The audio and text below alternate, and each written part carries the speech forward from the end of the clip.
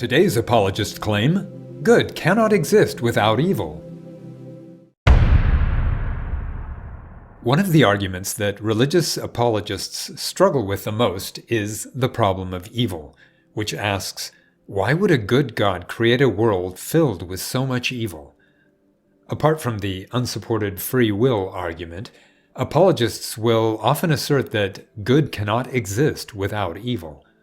They use claims like, both good and evil are relative terms. Since they stand at opposite ends of a spectrum, both are defined in contrast with the other. Neither could exist without the other. That glib answer may sound reasonable at first glance, but the terms good and evil are just labels we use to identify two ends of a behavior spectrum. And who says that spectrum can only allow good to happen if people are able to commit horrific evil?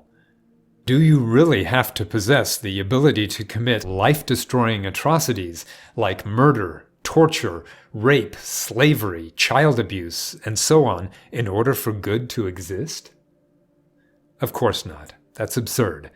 There are literally billions of people alive today who have neither committed nor even seriously considered committing any of those atrocities. Some of those people have never found themselves in a situation where such things could happen, while others lack even the psychological capacity to deliberately harm others.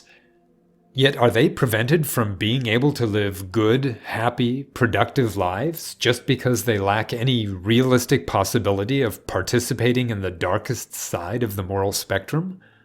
Clearly no. They don't need to have the ability to commit heinous crimes, and they don't need to live in a society filled with vicious psychopaths in order to be good people. That's because the vast majority of us are born genetically predisposed to develop love, empathy, and compassion for others, and we're raised in families and communities with an interest in our well-being. You know this to be true. In fact, I'll bet none of you watching this video would ever even consider, say, torturing, raping, killing, and then cannibalizing your own family members, right? Is your inability to do that preventing you from being kind to others? I doubt it.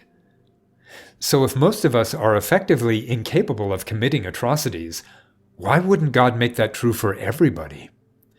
Apologists will often try to deflect by claiming that God knows more than we do, so such evil must ultimately bring about some greater good. But what greater good could possibly result to justify allowing horrific evil to occur?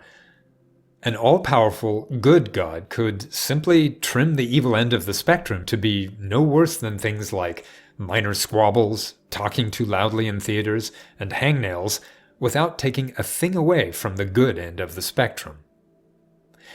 And one more thing for theists. Assuming God exists, then before he created anything, he was the only being in existence, right? Was he equally evil as good? Because if good can't exist without evil, then by that axiom, God must be as evil as he is good.